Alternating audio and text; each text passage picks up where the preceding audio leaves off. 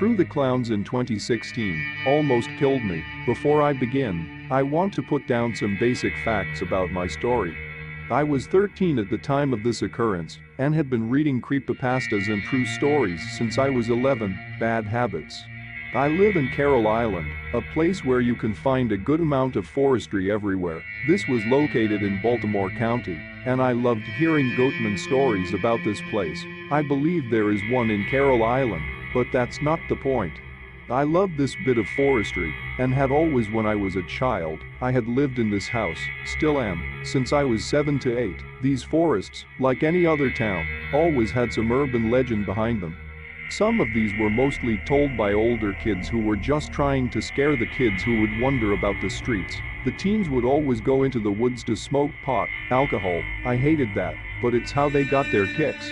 Story starts. I was outside of my house sometime near January on a full moon. Cannot recall which month perfectly, just know it was a full moon. This was when some of the clown things were starting to die off and come back in April 2017. I never believed in them and still do not, but that night I think I did. I walked inside my house with me, my brother, and my friend who we will call Kyle. Kyle was from Dominican Republic and had always believed in the paranormal, so we had a good bit in common. We walked into my brother's room, since it was the largest, and were watching Logan Paul's controversial Suicide Forest video. Once it was done, Kyle remembered it was a full moon and that the clowns were out tonight. I called bullshit and told him it was all hoaxes and insane people on highways. He doubled me by saying that, if I did not believe, they had get me. I laughed at his remark to that and told him to stop believing all that stuff. That's when my brother, who I will call Josh, sat up and said that I was just a pussy. I told him he was a jerk and that it was not funny. We got into a conversation for a good 10 minutes when Kyle finally says, "Then why do not you go prove it?"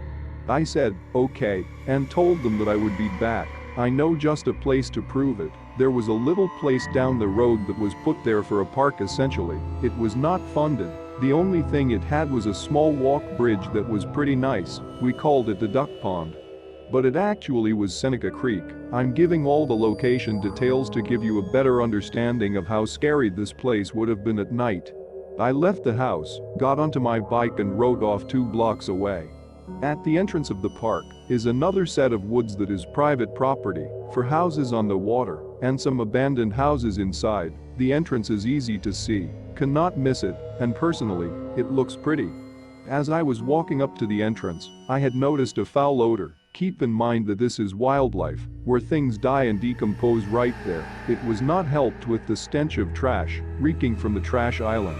I was about to walk into the park when, I shit you not, something had spoken in a low, somewhat luring voice. "Hey there, kiddo, why do not you come over here?" This is when I went into fucking panic mode. I am someone who is not scared off so easily, but it was the thought that it could be someone out there, the unknown, which scared me. I turn towards the small patch of bushes near the entrance, and I see something crouched over deep in the bushes, facing me. I could not tell if it was a clown or demon. I did not fucking care at this point. Even thinking about it is making me paranoid. As I was gonna man up and go see what it was, it speaks again. "That's right, come over here." And I hear a sheathing of a blade. That's when I knew it was time to book it. I instantly wailed out in fright, almost pissing myself, and crashed into that bike. I say if I had not been writing for many years and built up muscle to power out of there, I would have been done. I floor it back to my house. At this point my body is in complete hysteria, and Kyle said that once I opened the door, I was not comprehensible. It took me a minute to calm down and realize I should not be so scared. I explained to Kyle and Josh what had just happened, and we agreed to go back tomorrow and fuck up whoever was there. We never did, and I never go there at night.